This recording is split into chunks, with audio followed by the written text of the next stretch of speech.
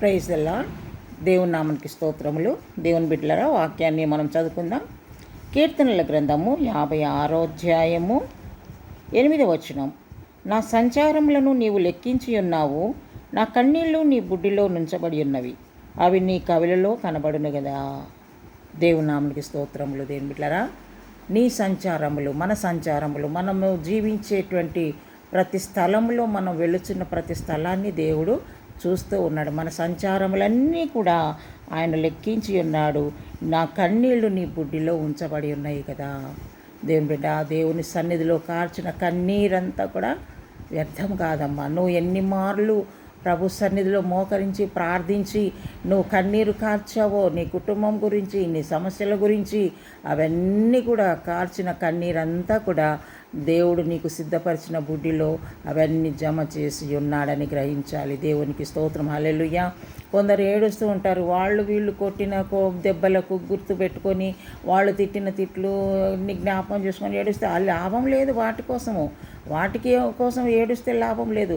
దేవుని సన్నిధికి వచ్చి కొన్ని ఆత్మల గురించి, నశించిపోతున్న ఆత్మల గురించి, లేదా నీ సమస్యల గురించి, నీ బాధల గురించి, అన్నిట్లో నుంచి నువ్వు గట్టెక్కాలని ప్రభు సన్నిధికి వచ్చి నువ్వు కార్చిన కన్నీరు ఆయన బుడ్డిలో ఉంచబడిందంట. నువ్వు చేసిన ప్రతి ప్రార్థన అంశము ఆయన కవిలలో దాచుకున్నాడంట. అంటే ఒక పుస్తకములో ఆయన రాసుకుంటున్నాడు. దేవునికి స్తోత్రం. హల్లెలూయా.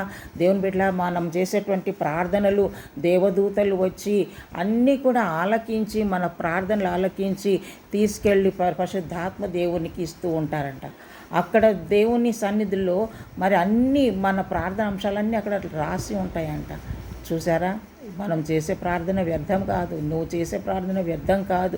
నువ్వు కార్చిన కన్నీరు వ్యర్థం కాదమ్మా. తప్పకుండా ఒక దినము నీ ప్రార్థనకు జవాబు నువ్వు పొందుకుంటావు. దేవునికి స్తోత్రం. హల్లెలూయా.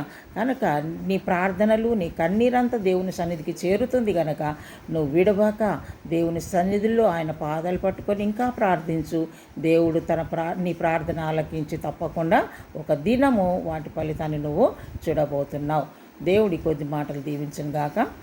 ప్రార్థన చేసుకుందాం. ప్రభా, నీకు వందనాలు నా తండ్రి. ఎంతమంది అయితే బిడ్డలు ప్రభా నీ సన్నిధిలో కన్నీరు కార్చి నాయన నీ సన్నిధిలో విజ్ఞాపన చేస్తున్నారు నాయన, నువ్వు చూచుచున్న దేవుడు కనుక ప్రతి బిడ్డ కన్నీరు ప్రార్థన అంశాలన్నీ నువ్వు వింటున్నావు, చూస్తున్నావు ప్రభా. ఒక దినం వారు ఫలితాన్ని చూస్తారు కనుక నాయన ఇంకా అనేకులు నీ సన్నిధిలో కన్నీరు కార్చి ప్రార్థనలు ముందుకు సాగునట్లు నీ కృప దయచేయమని యేసు నామములో ప్రార్థిస్తున్నాము తండ్రి. ఆమేన్. Praise the Lord. God bless you.